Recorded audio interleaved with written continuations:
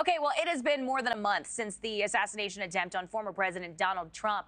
Investigators are still focused on security failures and the shooter's motive. Lawmakers from the bipartisan congressional task force got a firsthand look at the would-be assassin's vantage point during a visit to Butler, Pennsylvania, at that rally site yesterday. Here now is the chairman of the Trump assassination attempt task force, Congressman Mike Kelly of Pennsylvania. Congressman, good morning to you. Good morning, Brooke. Thanks for having us on. What did you learn from seeing the rally site firsthand? Well, as you know, I was there the day of the attempted assassination. It's my hometown, so I was there for that whole situation. I think what was really important for all the members of the task force to actually look at the grounds that we were on and the closeness of where the shooter was to where the president was standing. And so it's hard to believe that somebody could have gotten that close, even though he had been noticed by many people ahead of time and there were warnings out about him. I think the question that comes back to everybody is, so if we knew this and we could see him in certain places, why is it that we even allowed President Trump to come out onto the platform? Now, having said all that, there's a lot of different law enforcement agencies that were involved in this. The local law enforcement agencies yesterday were the ones we talked to who were on the ground, actually involved, and mostly for traffic control and a lot of security basis. But when you talk to them, they're trying to figure out why is it that people were pointing fingers at them, some saying somehow they failed. They did not fail. They did everything they were supposed to do. It has hurt them deeply because they're professionals. They're proud of what they do. And being accused of not being up for it that day has really hurt them. Now, saying all that, the members that were there yesterday, when you walk those grounds and you see where the president was standing, and then you go and you walk a short walk and you see where the shooter was and know that the shooter was seen several times before this ever happened, the question comes back, why? Why?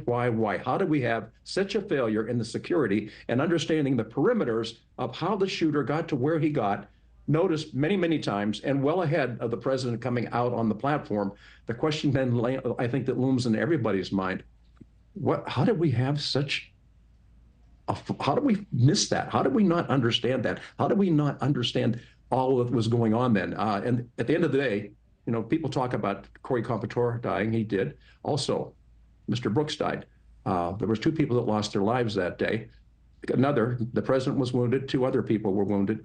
All of that, I keep contesting, that never had to happen had we been up to where we needed to be on securing that site that day. Congressman, take us into your conversations with local law enforcement yesterday in Butler, Pennsylvania. Was there a breakdown in communication with the Secret Service? What did they tell you? Well, Brooke, I'll tell you what, I do have the logs. I can show you the hour, the minute, and the seconds of when they were communicating back and forth. I think there was a lack of understanding of what exactly was going on at that point. And for some reason, I just can't understand why somebody wasn't quarterbacking this and saying, listen, we have a suspicious person. He's on the roof of one of these buildings away from the president standing. Somebody needed to make the call of saying, get the president off the stage. And I think when you talk to those lawmakers back in Butler, Pennsylvania, they took off that day to be there.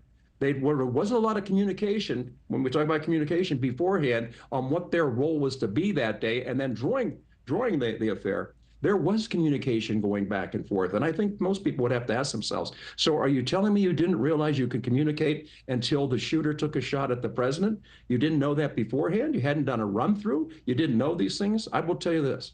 Our local law enforcement men did everything they could do to secure that site that day. There was a breakdown, but I'm going to say, I believe, and I think we'll prove this out, there was a breakdown at the federal level with the agencies that were there that day and were supposed to coordinate, structure, and then weigh in with what was going on.